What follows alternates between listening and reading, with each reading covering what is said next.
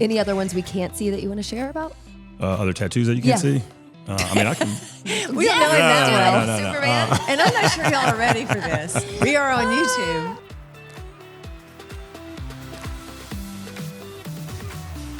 All right, everybody, welcome to the podcast today.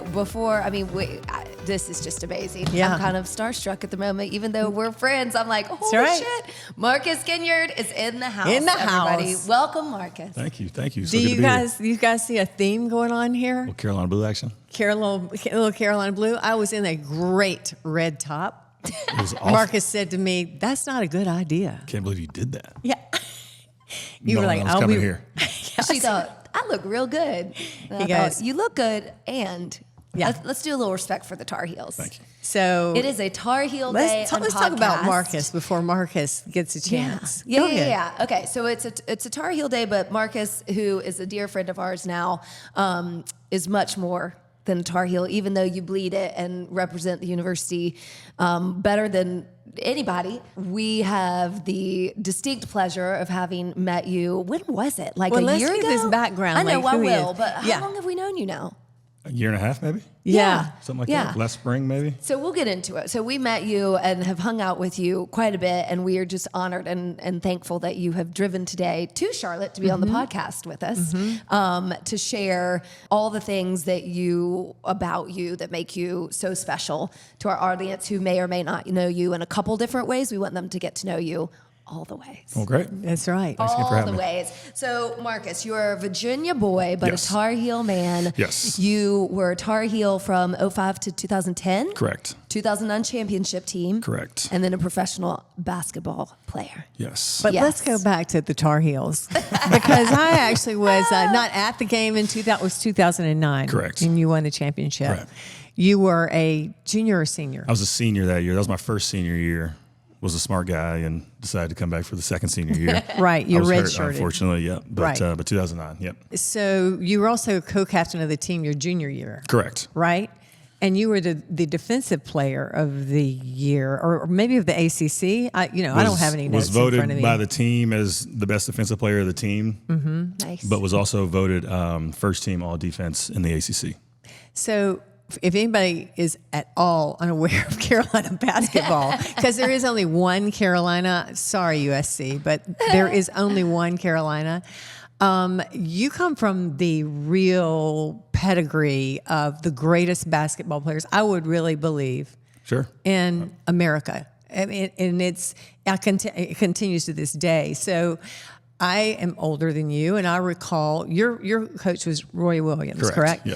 And so I, as a kid and teenager and all those people, I was Dean Smith, and defense was the big that in Dean's world. You probably can speak much better than me. Defense was the way you went to win games. Yeah. And so somehow that got into your head. How'd that work? I mean, for me, I was very lucky to have played against a lot of players that were a lot more talented than I was, specifically offensively. And so for me, I was just trying to figure out a way to make an impact on the game and to help my team win. And so for me, I really thought about being the best defensive player on the court. And ultimately that led to me getting, some of the most challenging defensive assignments. But I took that on as something that was very important for me, something that I knew was important for the team, and really just got a name for myself, being a defender. But at the end of the day, it was about what can I do to make an impact on this game to help my team win. And everybody took that mentality to the next level as we continue to get older and older and a little wiser and started to really make a push for that championship run. It was really just about teamwork and everybody accepting their role and doing it to the best of their ability. And I was just very fortunate to have a very important role in all that. And I was very proud to be, someone who was thought of as a great defensive player. I have a question, and I know you will have a. We're going to compete on asking these questions. Who's up? Because you are the epitome of a Carolina basketball player. Does Roy Williams choose you because you're this kind of nice guy, or do you become that nice guy in the system of Carolina? Because you guys have most of you at least, the ones I've really cared about, have always been team players, whether you're Michael Jordan or you're whoever you are. Right. It's about the team. Is that Is chicken or the egg? I mean, did you come in that way, or are you all taught that once you get there? So there's a couple different ways I'll attack that answer. One, you talked about Dean Smith, and so you think about the lineage of Dean Smith and Coach Guthridge and Coach Williams and now Hubert Davis. Everybody was taught the same way, and it was about being a good human being and a good person first, and a good or great basketball player second. And so nothing has changed. Wow. They obviously have a little bit different coaching styles and things like that, but these coaches have been trained and taught to seek out great people first. And so I'm very fortunate, again, to have had great parents and great support around me growing up. Son of 2 military parents, so learned to say yes, ma'am, yes, sir, and have a great deal of discipline and respect in my life as I grew up and moved forward. And so I was, again, just very lucky to have someone like Coach Williams and to be a part of a program that thought that was important and wanted to make sure that was also something that was encouraged and taught along with the sport of basketball. And so for us at Carolina, it's always been about being a great person. I love that. That was my question, going back to your childhood and your high school days and your youth basketball days. I mean, I knew it was your parents. Yep. In addition, who were the people, either basketball mentors that you did or didn't know, or your coaches or your teammates growing up that got you there? So many people. And I actually just got to think about a name that I haven't thought about in quite some time, Coach Al McCarthy, who was my first AAU basketball coach when I was like 7 or 8, 9 years old, and Coach Hayes. But clearly my parents, my brother, I'm very lucky to have an older brother that was an incredible role model to me growing up. My high school basketball coach, Joe Wooten, and his wife, Terry Wooten, and the entire O'Connell basketball family, O'Connell high school family for that matter, was just very fortunate to be around a lot of great people. And I really owe a lot to those folks for keeping me grounded, keeping me focused, and allowing me to grow into the person that I am today.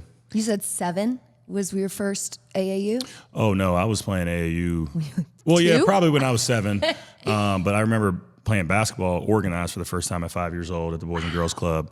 Wow. I would imagine probably 8 years. I think 8 years old was probably my first AAU. I was playing for the 10 and under AAU. Did you want to do that, or did your parents? I wanted to be like my older brother. Oh, yeah. And he was playing basketball. Yeah. My mom played basketball in high school growing up. She also played. I think I'd like to meet your mom. We've talked a little bit about your mom before, and she sounds cool. And she just got back to the States. She's been traveling around. She was all over Europe for a couple of months. Just got back from Africa earlier this week, actually. Yeah. So, that'd be great. She's definitely good. Well, I mean, you're making me feel better about the fact that I've always known being a Carolina fan was the best thing to be. Honestly and truly. Without a doubt. I mean, without a doubt. I mean, there's great teams and there's great organizations, but I think to be a star player for the star program and is just one of the greatest things in your life. It has to be.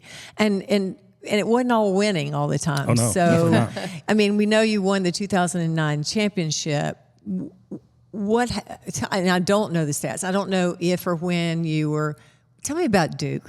Just tell me about Duke. We're just gonna go Did straight you beat into them? Did they beat you? I don't know. Yeah, no, we. I mean, Duke. We had a good run against Duke during my time. So the first 4 years of my career, we beat them every single time in their place. So freshman to senior year, that is awesome. We won every time. We split the home games. So in the first 8 times that we played in the regular season, was 6-2, and then my second senior year, unfortunately lost them twice. But beating them 4 times in a row at their place, especially I think back to my freshman year. Yeah, first time ever going there. Right. They had some pretty. What is that like? What is it like? I mean, I've been to a game in that arena. Indoor. Yeah, it's insane. Yeah.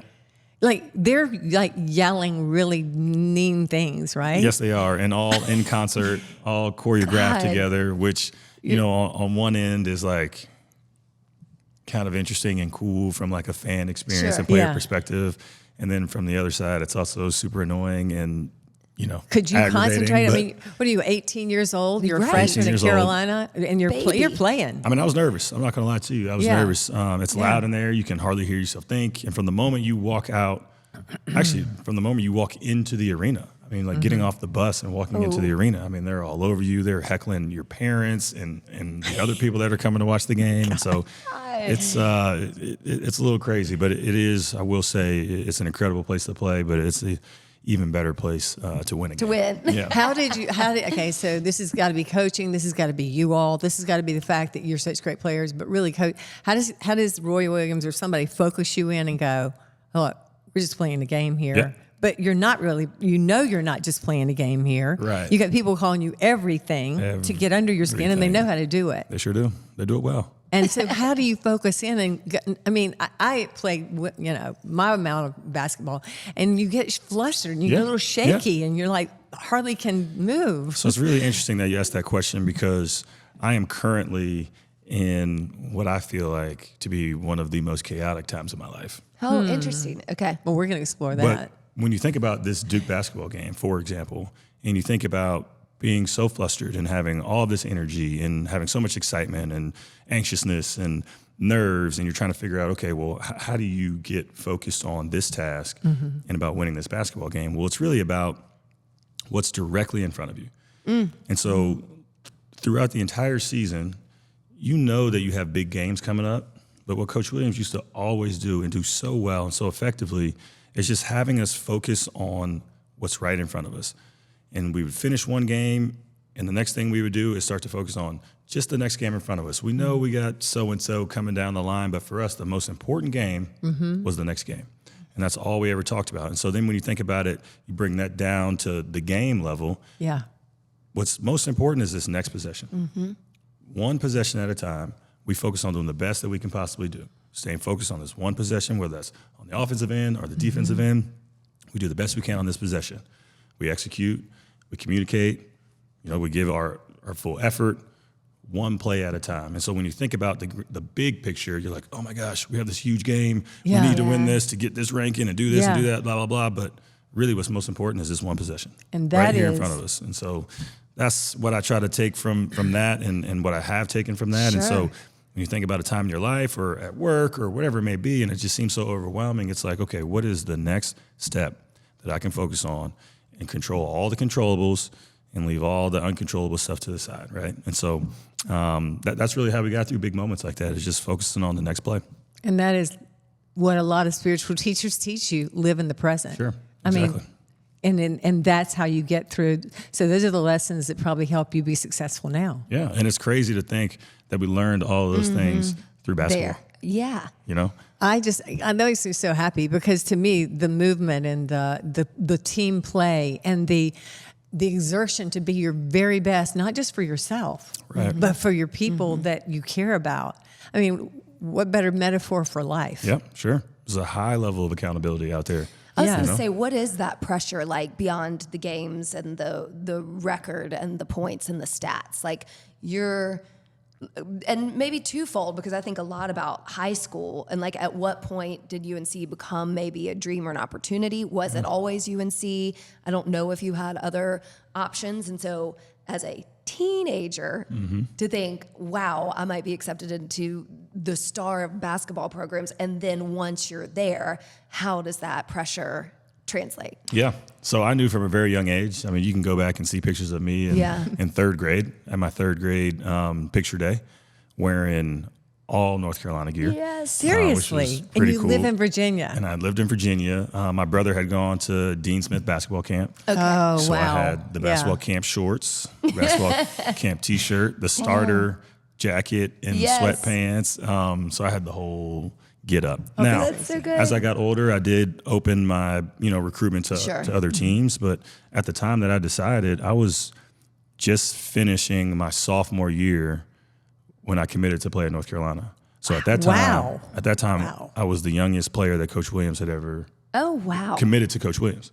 That's incredible. That's a relief. It was You're definitely like, a relief. Yeah. hey, You're like, we got this I'm now. good now. But to your point, my mother, I'll never forget, going into my freshman year of high school, at 14 years old, my mother looked at me and she said, hey, listen, I've been driving you around I love her. all over the country, flying all over the country, spending a lot of money on this AAU stuff and training and things like that. I need to know if you're serious about going forward with this. And I remember making that decision that I was going to stick with this. I wanted to play basketball. I wanted to get a scholarship. I wanted to play at Carolina. All those things came to fruition. But then, you kind of talk about that pressure and accountability. I mean, I learned it then. I had to be accountable for my decision. And then when you start to think about on the basketball court, for me, it wasn't pressure. I mean, I was in the trenches with these guys every day. We were working so hard to make ourselves and our team better every single day. And so, it's a responsibility that you have to those guys. And it's for me, it's not pressure. You want to be there for them. Right. Because they're there for you. And that's like the days that they wake you up, making sure that you're there for the 6 a.m. run. That's the times that they're there to help you on defense when you get beat. That's the time when something happens in your personal life and everybody's around you, making sure that you're okay and supported, And so, I mean, these are still to this day. I mean, this is my family. Yeah. So it never felt like pressure. It really just felt like a responsibility that we all owe to ourselves and each other. You said one night, and we'll go into our personal relationship because we have a really fun relationship. And we were out to dinner one night, and so we got in the car with you, and you were texting with like 13 or 14 other Carolina players, and we're like, what? And they were all from different years, and y'all are you really are still a family. Yeah. Yeah. So you really are still there in thick and thin and whatever's going on. Absolutely. Whether you've been the greatest star or the guy that's riding the back of the bench, right? Everybody has a role. And every single role is important. I mean, I'm still really, really, really good friends to this day with one of our managers. Yeah. I mean, he had an incredible role on that team. Oh, yeah, I bet. To keep everybody together, to keep everybody on time, to keep all the things behind the scenes that nobody ever sees running and happening and working in a real way. So it truly is a family, and I'm just so very grateful to be a part of it. So you all are, at each other's weddings, each other's. Exactly. And got a wedding coming up here soon, by the way. Yeah, I bet it's fun. Bobby Fraser is getting married. He was a point guard on our team from Chicago, and so he's got a wedding in Chicago later on this fall. So excited about that coming up. Yeah. And just just a little side note, and we'll go back to how we all three met. Yeah, but that's a good one. Marcus, you'll call us up and you'll go, hey, meet me downtown. We were going to meet for a drink. You said, meet me downtown. It's during the tournament. Yep. Carolina's playing. And we had no idea we were walking into the creme de la, we really didn't, to the creme de la creme of Carolina basketball, including Coach Roy Williams. Yep. Okay, so he's just like, come on upstairs with me. And like the basketball team is getting off the bus. I mean, it's like the guys. And we ride up in the elevator and we get there. And so Lee and I are going, holy shit, look, wow, this is cool. This is amazing. We love Marcus, but hey, look over here. And I caught sight, and we both caught sight of Coach Roy Williams, who, of course, is retired and one of the nicest guys on the planet. And so I'm sure he just caught us staring at him. Everybody stares at him. Sure. And you want to tell the story of what happened? No, I kind of want you to. Okay. So Marcus gets up, and you're talking to like the AD, one of the big dogs at Carolina, because I don't know all their names. But there's Roy Williams, you and two other men talking, and Roy Williams is facing Lee and I, and I'm just staring at him. I'm just sorry. I'm like, wow, I wonder if somehow we could meet him. I mean, I don't want to take advantage of Marcus, but he's kind of my iconic hero. And he, when this conversation is done, walks over to me and Lee and goes, excuse me, would you all mind taking a picture with me with your camera? It was one of the most really gracious things really sweet. I've ever experienced. I mean, he knows everyone's staring at him. Sure. And that's just the most generous, sweetest thing. And you were laughing. I was surprised. You might have been the one that took the picture. I don't know. I think I did. Yeah, you did. Yeah, we were happy to get a picture with you too. Well, I appreciate that. Yeah, thanks. Yeah. But, that's the... Listeners doesn't make you feel good. That's the type of guy, the type of person Right. that was leading our team. Yeah. And so... Again, it just makes... I'm sorry. No, it's okay. The humbleness, though, of all of you, and I'm going to go back just for a second and we can get back. from the very first time we met Marcus, you and I were just going on an afternoon into Noda to get a glass of wine. We walked into a bar, and there was no one in this bar. No one. Mm-mm. And you walked in, and you sat right beside us. Yep. I had some work to do, so I flipped up my laptop, had a glass of wine. Yeah. We were chatting about travel, as we always do, either where we've been or where we want to go. Yep. And Mr. World Traveler leans in and is like, let's talk about this. And Mr. World Traveler, you two were talking about, like, I don't know, maybe we should go to Paris, or I don't know, maybe Italy. I mean, like, you guys were just throwing out all these, and I was just like, I'm sorry, but I have to interject here. Can you tell me more about what y'all are talking about over here? Because I'd love to go with you. But plus, you leaned in. You're a good-looking man, and I'm looking at him going, I know this guy. I don't know this guy, but I know this guy. So I'm just thinking the whole time going, damn, that's Marcus Ginyard, you know. But before that, you just said something like, yeah, I used to live over in Paris. Yeah, I lived in Poland. We're like, what? Yeah. So tell us a little bit about that. I mean, because when we met you, we're all drinking wine together. Before long, we're all really drinking wine together, and we're hearing about your travels as a professional. Yes, I was very, I was all over the place. Yeah. All over the place. Started my professional career in Germany, then went to Poland, Ukraine. Jeez. Wow. Back to France, I believe. No, back to Poland, France, Greece, Romania, Macedonia. Israel. I'm sorry. Israel was the second year. So really had an opportunity to travel the world and earn a living, which was... So you were playing for different teams. Playing for different teams in all those different countries. And so ended up in 8 different countries, if I'm not mistaken, and 13 different teams over the course of 11 years. Jeez. So I had a really cool opportunity to see the world and not only see the world, but to experience true culture. And I was, actually, I'm selling my house right now. If anybody out there wants a beautiful townhome in Southern Durham, please let me know. We'll put it in the show notes, MLS. And I came across all my jerseys. Oh my that were up in the attic. Oh, and so I still have all the jerseys from my teams. And so I had them laid out on the bed. And so I'm just like going through my whole career, looking at all these jerseys. And it's pretty powerful to look at all of my travels and all of my experiences through those jerseys. So when I heard y'all talking about all these different places, you just jumped in. I was super fired up because, I spent age 22 to 34 living by myself in Europe. That's so... And so growing up as an adult, really, your young man years in college, but truly as an adult growing up in Europe, it was super impactful for me. And I still, to this day, really kind of identify as European, more so than I do American. You really do. I mean, obviously I'm American, but those are very formative years for me. What was your first team? What country was that? It was BBC Bayreuth in Germany, so in northern Bavaria. Very small town, very similar to the size of a Chapel Hill. Okay. And also very similar in the fact that this town loved basketball. And it was their first year in the first division. So they had just won the second division the year before. Wow. And it was their first year in the top division. Cool. So a really cool experience to live in Germany and to have an opportunity to experience life in another place and truly be ingrained in the culture. Learn some German. Yeah, did you speak English on the court? Did you speak German? I mean, how'd that go? English on the court, German at home. Was dating a German girl at the time. Okay. She was half German, half Greek. So I was very well. I bet she was very well hot. fed. Sorry.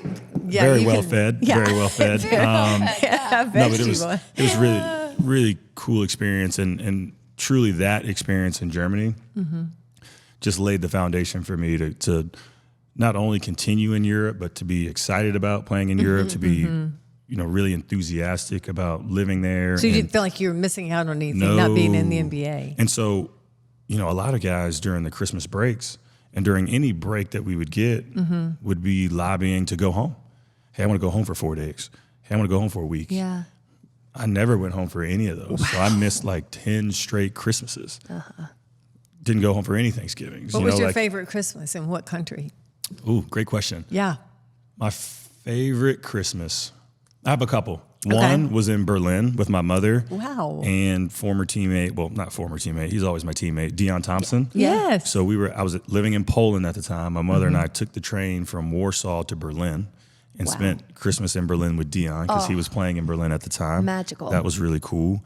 Ended up sick, throwing up all over the place. That's not fun. I guess I'm a little sensitive to oysters, but had a wonderful dinner and had an awesome night out on the town in Berlin on Christmas night, which is really cool. And then another one was relatively recently, I guess, Christmas of 2019 maybe.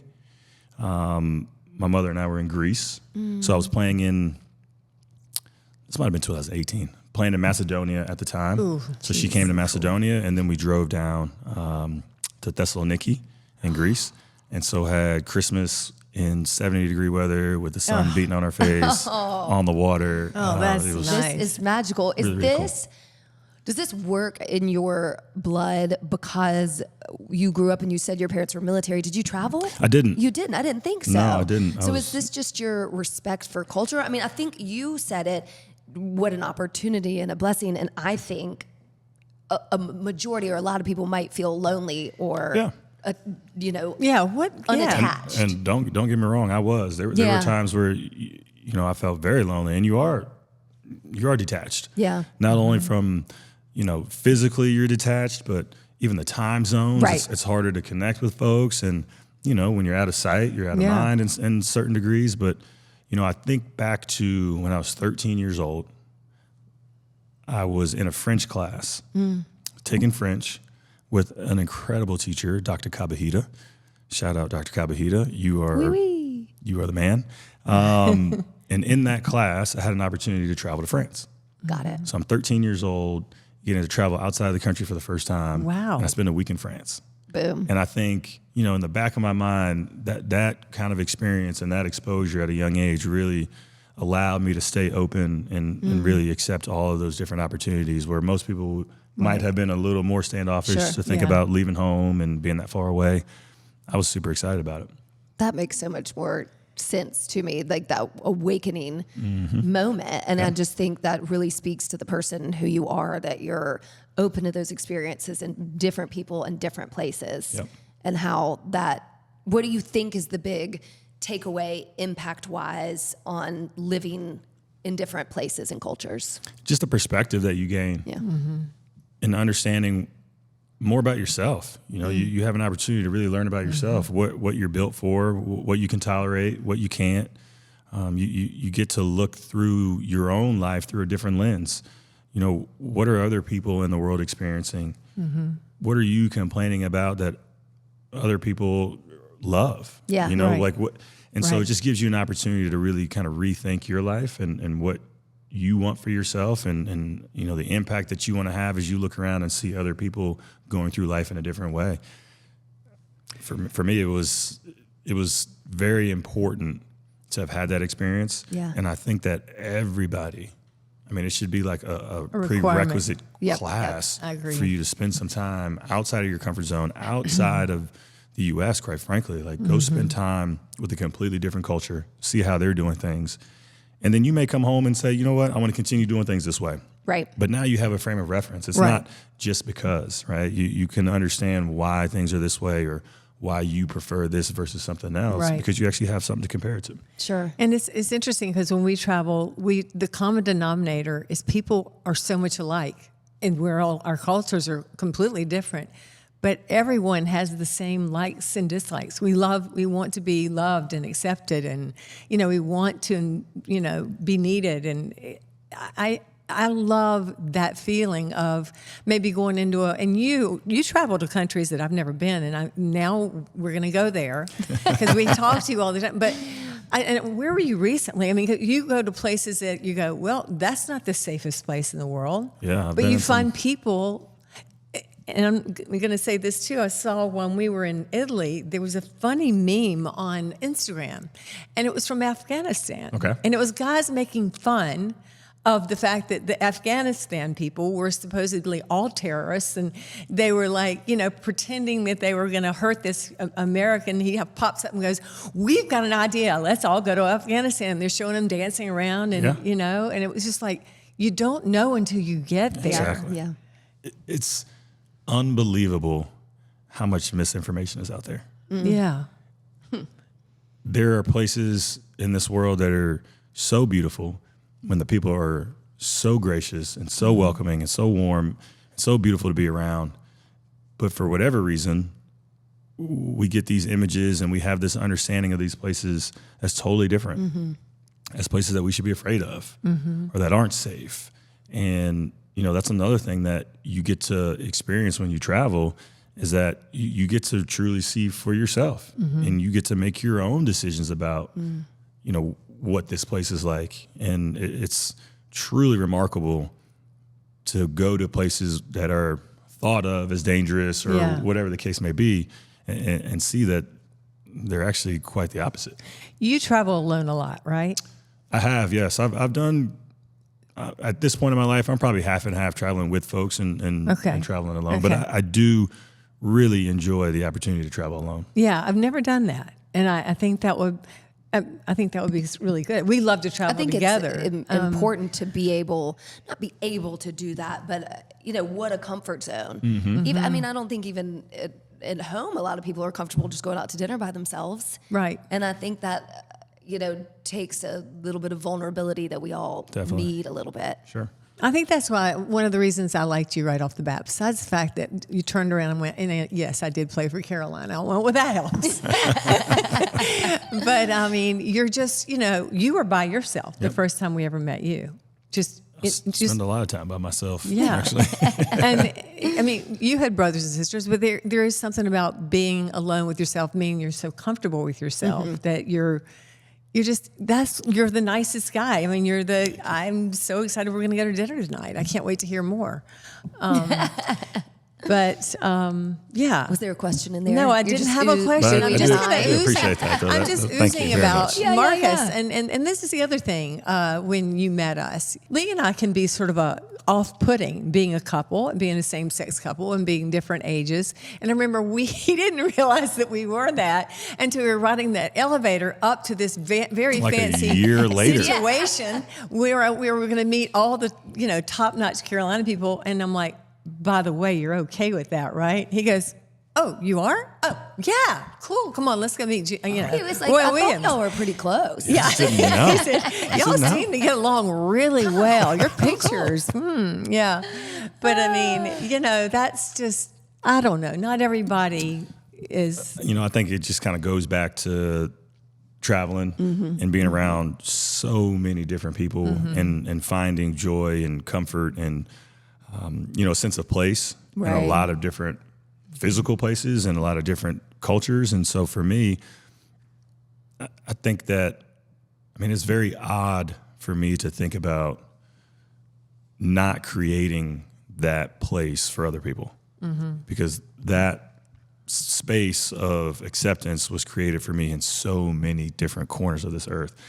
And so for me as a person, I would love to continue to create that space for others. And it does not matter what you like, what you do. For me, it's who you are. Exactly. And so right now, and I know you've got some things on the horizon that are coming up that we're not really going to talk about. Okay, sure. But if we were, I'm going to backtrack just to Carolina just for a minute. Yeah. Okay. And because no matter what you do in life, you will always be the ambassador that Dean Smith, Roy Williams, or your mom and dad always in their hearts, I'm sure, wanted you to be. And I know that makes you proud. Definitely. And I know that makes your mom and dad proud. Is your dad still with us? So yes, he is. Okay. I'll see him very soon, actually. Good. Yeah. And so I hope at some point I see you at Carolina doing something. I'm sorry, I just have to say that because you are the epitome of, like, if I had a son, I would want you to be him to be that person. Well, thank you for saying that. I appreciate that. Well, and I know that's one of the reasons why we do like you so much, and to have you on this podcast for people to really understand your legacy is not just a championship and the accolades and the talent that you have as a professional athlete. It is who you are as a person. And everything you've said today is exactly what people see when they get you. You're authentic, you're kind, you're a connector of people. And I think there's not a lot of that in the world right now. And that acceptance that you spoke of is just what we all need more of. And so that will be your greatest legacy. Thank you. For sure. Thank you. For sure. So it's just a privilege to spend time and share wine with you. Yeah. Let's jump into the wine journey and a little bit about your personal life outside of basketball and travel and Europe. So you are currently living in Durham. Currently in Durham. With potential plans to move to Chapel Hill. With plans. This will be our segue section. With plans to move to Chapel Hill, yes. Okay, what are you going to be doing at the Hill? I'm going to be coming home to the university. Yes, that's what we're talking about, True Tar Heel Blue. Yep. And do we know, can we share in what capacity yet? I will be working at the university level to help move our mission as a university forward and do that in a variety of different ways. Okay. So will it be mostly through those athletic departments, or will it be in all kinds of outreach? Yeah, through all of the initiatives of the university. Okay. Amazing. If I am a little boy or a little girl and I want to go to the University of North Carolina and I want to play basketball, Sure. what do I need to be doing right now?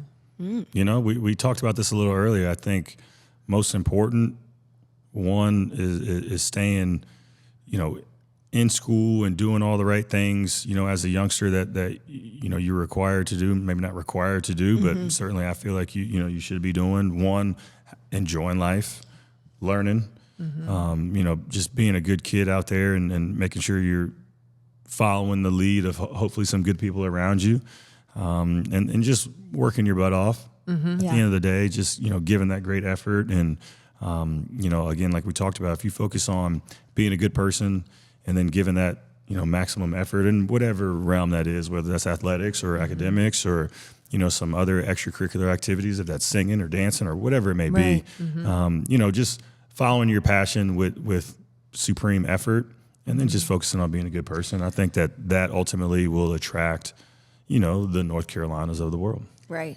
It's hard to get into Chapel Hill right now. That's what I'm hearing. Under any way, shape, or form. I mean, you've got a senior in high school that's... Oops. Yeah, that's okay. He's at a different color He school. might end up at Carolina, but he I got to wanted learn to go. to like a couple different colors. Okay. That's okay. All right. He's got a good one. But All right. yeah, the thing I remember, I was on the parents' council there. I have some Carolina background. My daughter was there for 4 years. And the thing I really loved in my time there during like 2004, that time of that era, was the people, at least that we were told on that council, that they wanted in Chapel Hill were not necessarily the ones that made all the straight A's, even though I know they need to, and they need to be academically up to par. But they brought something that was sort of a different gift to the table.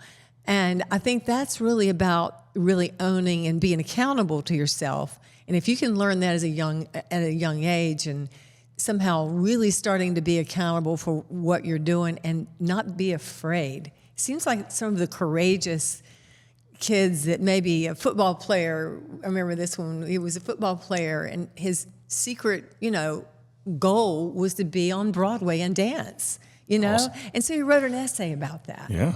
And, and it was sort of like, show me how bright of an expanded human maybe you just don't know you could be, but maybe you could think you could be. Sure.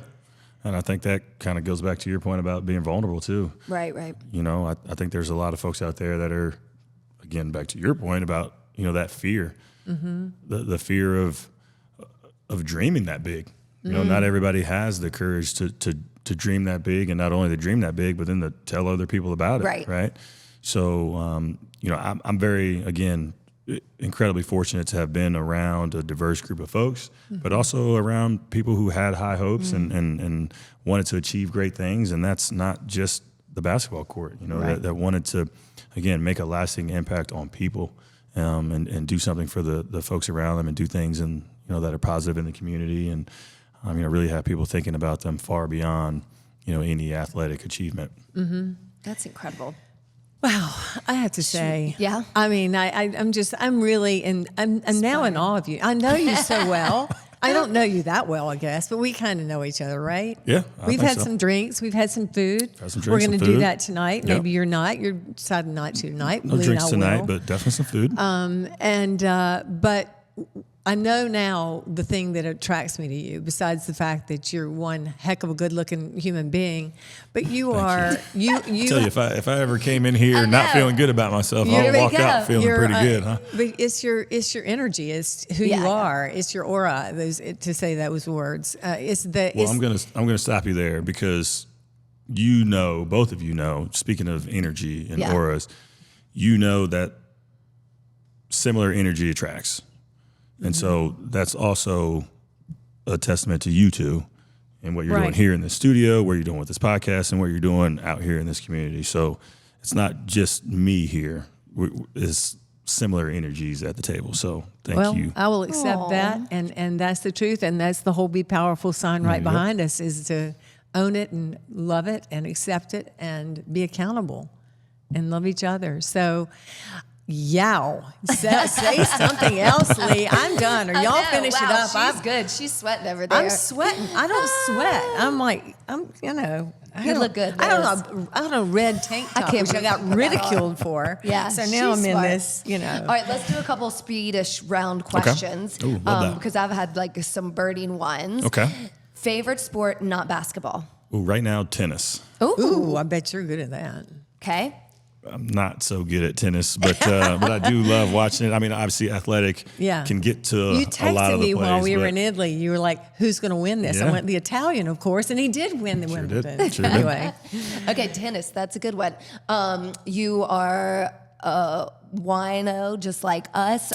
Are you training to be a sommelier or in Technically, yes, but I'm very sensitive to the word sommelier because I want to be very respectful to the true sommeliers out there. And yes, I'm very early in my wine journey, but sommeliers put a lot of time and energy into their craft, and people call me wine connoisseur and this and that. I'm like, he is. I'm not. I am a wine enthusiast. I have never had a bad glass of wine with you. I do not know everything about wine, but I'm very enthusiastic about it, very excited to be going through the process of getting certified and all those different things. I'll also just throw out there that hopefully, fingers crossed, moving forward, I will be a wine business owner here really? shortly. I didn't know that. Currently working on making that happen. Right? Yes. Wait a minute. Does that mean you're going to give us some great discounts and stuff? Lord, here she goes. What's in it for me? Right. Yeah, what's in this for me? Right. Oh my God. Okay, That's what fantastic. do you like? Tell us one bottle to get right now. Like, what are you drinking right now? You're not. It's dry July. I know that's a broad question. I mean, I'm champagne. You know Champagne. me. I'm always thinking about champagne. yes, and, me have too. been absolutely obsessed with Charles Heidsieck champagne for the last, I don't know, at least the last year. Okay. But I have certainly enjoyed it prior to that as well.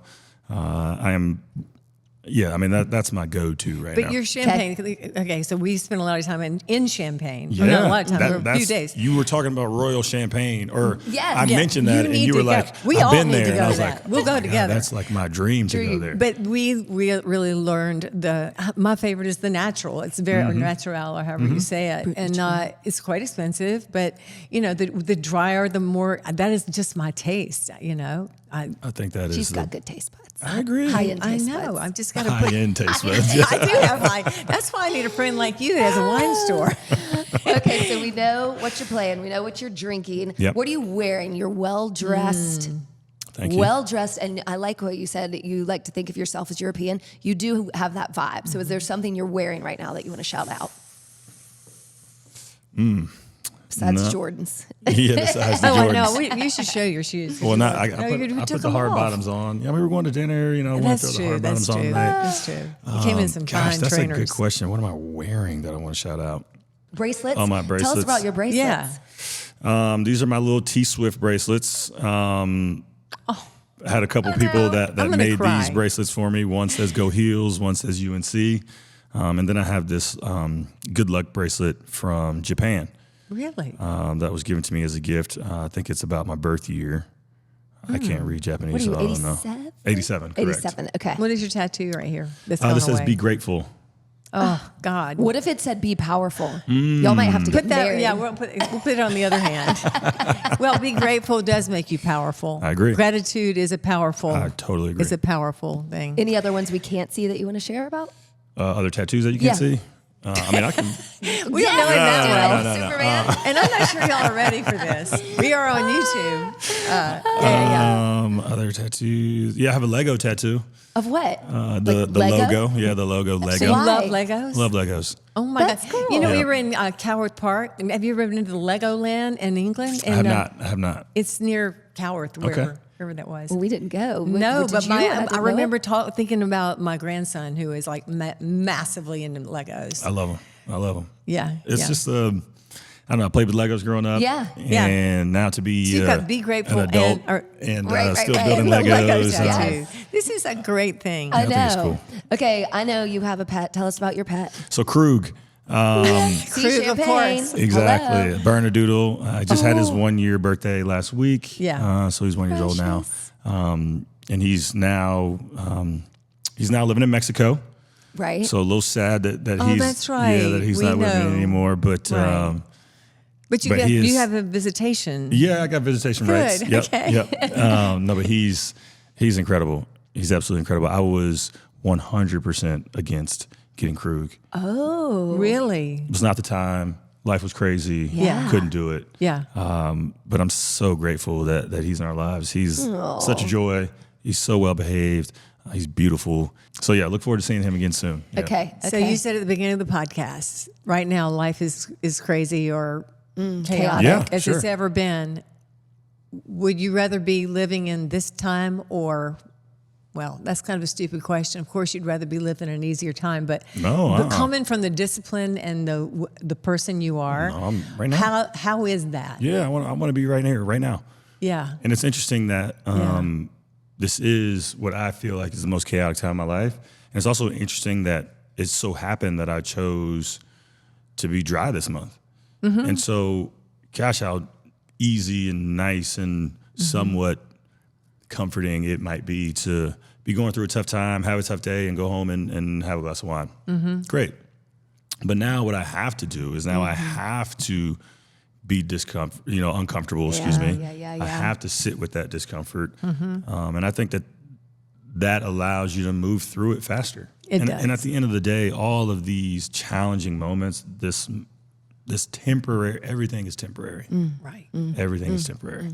The good stuff, the bad stuff, Yeah. the hard stuff, the easy stuff, everything is temporary. And so I'm excited about this time of my life because, not to get all super cliche and weird here, but like you think about a butterfly, right? Yeah. And like how excruciatingly painful Yeah. must it be for this caterpillar to be in this cocoon doing God knows what in there.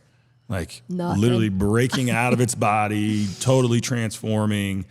But then on the other side of it, like, look what happens, right? And so I'm beauty. very, very happy to be in this wild, chaotic, painful, exciting transition period. There's so many beautiful things that are going to be on the other side of this. And so I'm very grateful to have the opportunity to do this. This is a privilege to be going through what I'm going through. Well, it is So, a I'm privilege excited to to be know you. sitting here with you because I already see you, butterfly. Thank you. Thank you. Our Marcus butterfly. Oh my God, we love you more. You still got it, folks. Yeah, You I know. still got it. You Still will got know. it. If he could just show you his legs, I'm just saying. Just look at his videos. We'll throw some of those up on the Follow podcast. Marcus on Instagram if you're not. Yeah. Please do. Yeah, they can definitely find you on Instagram. Easy. And Easy. anything else they need to know about where to find you? No, that's it. You'll Okay. see me there. Okay. Well, And you'll be able to catch up on all the other fun stuff that's happening there. yeah. Good. Well, we'll keep you posted, and We'll in our do a show notes round we'll two have all later. the other things that you need, like some really cool basketball pictures. That I almost put up last night, but I went with it was the one I put up with the one I that don't know was what like you were doing. that's the You one- just looked Tar like Heels versus badass. Chapel Hill versus everybody. Oh, yeah, that's and right. you were just standing Yeah. there looking like a badass, That like was you are. that was in Portugal too, by the way. Was it really? Yeah, that picture was in Lisbon. They were all like, "What does that mean?" I love that. Well, I love you too. Thank you so much for having me. Thank Really, you I for appreciate being it. here. This Thank is a you. gift Great. to everybody. Thank We're you. so lucky that we get to keep the conversation going Yeah, off the we're going to mics. dinner now. So we'll do a round two one day. Okay. But thank you. Thank you. Thanks for listening to us today, wherever you get your podcasts. And remember, you can now find our podcast on YouTube. Yeah. If you liked it, please share, rate, and review. We love 5 stars. And we hope you'll work out with us online or in studio at HilliardStudioMethod.com.